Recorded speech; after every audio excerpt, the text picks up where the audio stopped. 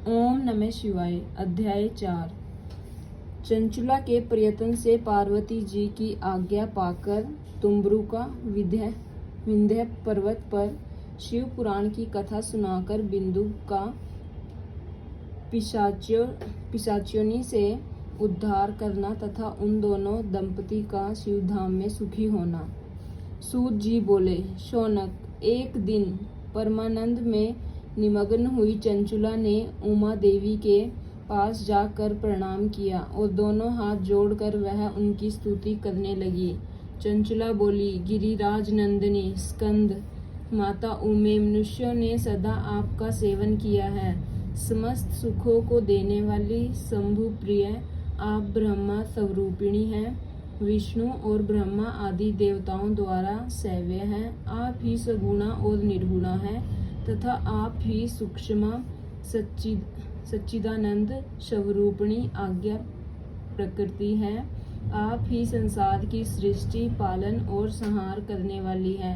तीनों गुणों का आश्रय भी आप ही हैं। ब्रह्मा, विष्णु और महेश्वर, इन तीनों देवताओं का आवास स्थान तथा उनकी उत्तम प्रतिष्ठा करने वाली पराशक्ति आप ही हैं। सूत जी कहते हैं, शौनक, जिसे सद्गति प्राप्त हो चुकी थी वह चंचुला इस प्रकार महेश्वर पत्नी उमा की स्तुति करके सिर झुकाए चुप हो गई।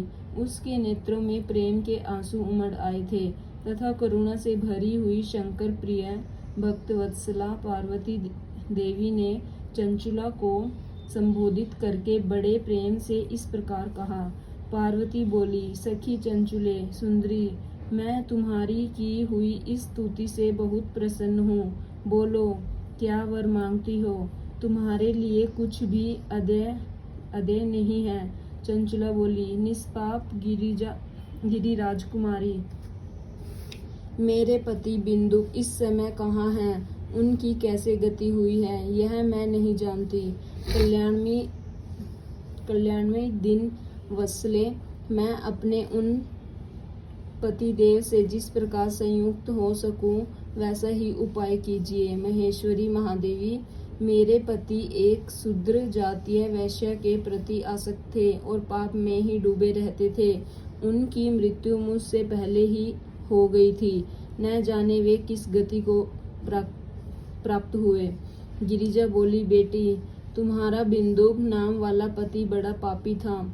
उसका अंतःकरण बड़ा ही दूषित था। वैश्य का उपभोग करने वाला वह महामूढ़ मरने के बाद नरक में पड़ा अगणित वर्षों तक नरक में नाना प्रकार के दुख भोग कर वह पापात्मा अपने शेष पाप को भोगने के लिए विंध्य पर्वत पर पिशाच हुआ है।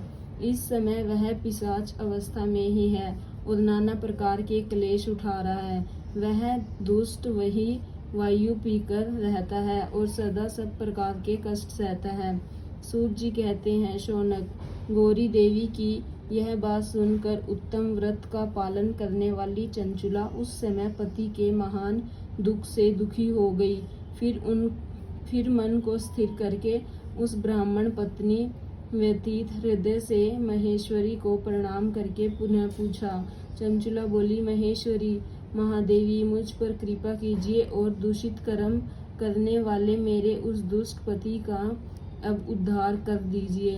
देवी, कुत्सित बुद्धि वाले और मेरे उस पापात्मा पति को किस उपाय से उत्तम गति प्राप्त हो सकती है यह शीघ्र बताइए। आपको नमस्कार है। पार्वती ने कहा, तुम्हारा पति यदि शिव पुराण की पुण्य में उत्तम कथा सुने तो सारी दुर्गति को पार करके वह उत्तम गति का भागी हो सकता है। अमृत के समान मधुर अक्षरों से युक्त गौरी देवी का यह वचन आदर पूर्वक सुनकर चंचुला ने हाथ जोड़कर मस्तक झुकाकर उन्हें बारंबार प्रणाम किया और अपने पति के समस्त पापों की शुद्धि तथा उत्तम गति की प्राप्ति के लिए पार्वती देवी से यह प्रार्थना की कि मेरे पति को शिव पुराण सुनाने की व्यवस्था होनी चाहिए। उस ब्राह्मण पत्नी के बारंबार प्रार्थना करने पर शिव प्रिय गौरी देवी को बड़ी दया आई। उन भक्तवत्सला महेश्वरी गिरिराज कुमारी ने भगवान शिव की उत्तम कृति का ज्ञान करने वाले गंधर्वराज तुम्बरु को बुलाकर उनसे प्रसन्नता पूर्वक इस प्रकार कहा, तुम्बुरो, तुम्हारी भगवान शिव में प्रीति है। तुम मेरे मन की बातों को जानकर मेरे अभीष्ट कार्यों को सिद्ध करने वाले हो, इसलिए मैं तुमसे एक बात कहती हूँ, तुम्हारा कल्याण हो।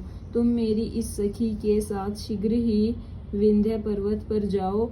वहाँ एक महाघोर और भयंकर पिशाच रहता है। उसका वृत्तांत तुम आरंभ से ही सुनो। मैं तुमसे प्रसन्नता पूर्वक सब कुछ बताती हूँ।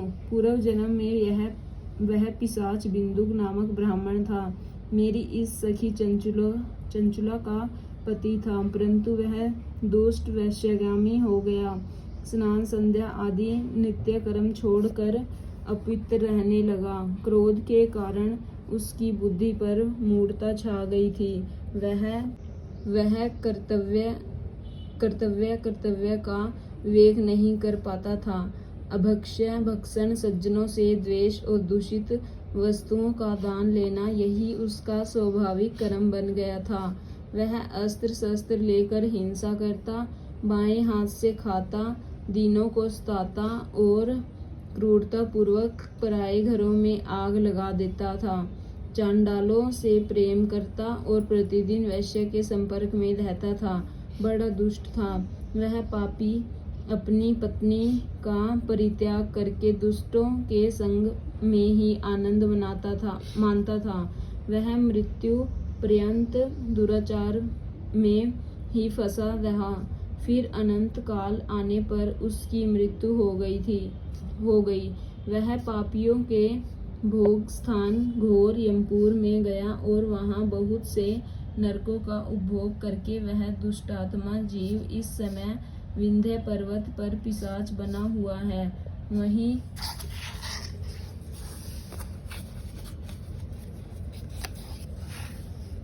वहीं वह दुष्ट पिशाच अपने पापों का फल भोग रहा है। तुम उसके आगे यत्न पूर्वक शिवपुराण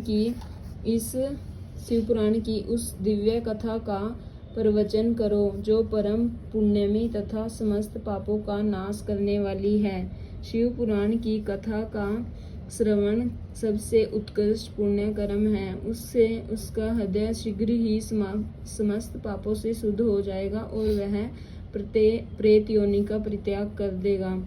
उस दुर्गति से मुक्त होने पर बिंदु नामक पिशाच को मेरी आज्ञा से विमान पर बैठाकर तुम भगवान शिव के समीप ले आओ।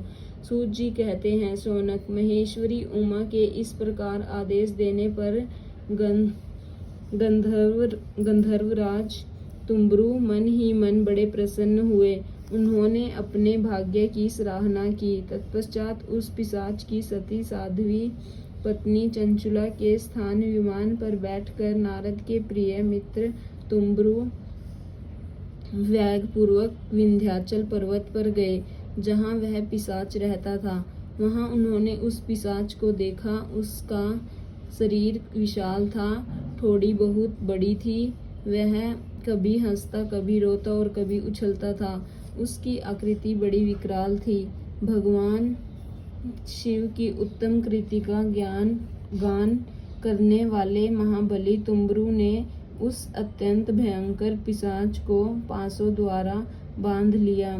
तदंतर तुम्बरु ने शिव पुराण की कथा बाँचने का निश्चय करके महोत्सव युक्त स्थान और मंडप आदि की रचना की। इतने में ही संपूर्ण लोकों में बड़े वेग से यह प्रचार हो गया कि देवी पार्वती की आज्ञा से इस पिशाच का उद्धार करने के उद्देश्य से शिव पुराण की उत्तम कथा सुनाने के लिए तुम्बरु विंध्य पर्वत पर गए हैं। फिर तो उस कथा को सुनने के लोभ से बहुत से देव ऋषि भी शीघ्र ही वहां जा पहुँचे। आदर पूर्वक शिव पुराण सुनने के लिए आए हुए लोगों का उस पर्वत पर बड़ा अद्भुत और कल्याणकारी समाज जुट गया।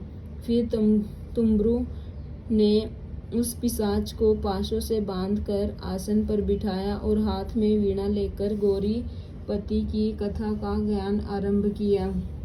पहली अर्थात विदेश्वर संहिता से लेकर 7वीं वायु संहिता तक महात्म्य सहित शिव पुराण की कथा का उन्होंने स्पष्ट वर्णन किया। सातों संहिताओं सहित शिव पुराण का आदर पूर्वक श्रवण करके वे सभी श्रोता पूर्णतः कृतार्थ हो गए।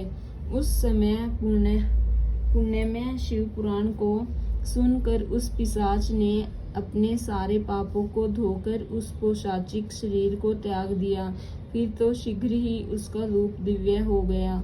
अंग कांति गौरवर्ण की हो गई। शरीर पर श्वेत वस्त्र तथा सब प्रकार के पुरुषोचित आभूषण उसके अंगों को उद्भासित करने लगे। वह त्रिनेत्रधारी चंद्रशेखर रूप हो गया। इस प्रकार दिव्य देह धारी होकर श्रीमान बिंदु अपनी प्राण वल्लभा चंचुला के साथ स्वयं भी पार्वती वल्लभ भगवान शिव का गुणगान करने लगा। उसकी स्त्री को इस प्रकार दिव्य रूप से सुशोभित देख वे सभी देवऋषि बड़े विस्मित हुए। उनका चित्त परमानंद से परिपूर्ण हो गया। भगवान महेश्वर का वह अद्भुत चरित्र सुनकर वे सभी श्रोता परम कृतार्थ हो प्रेम पूर्वक श्री शिव का यशोगान करते हुए अपने अपने धाम को चले गए। दिव्य रूपधारी श्रीमान बिंदु भी सुंदर विमान पर अपनी प्रियतमा के पास बैठकर सुखपूर्वक आकाश में स्थित हो बड़ी शोभा पाने लगा।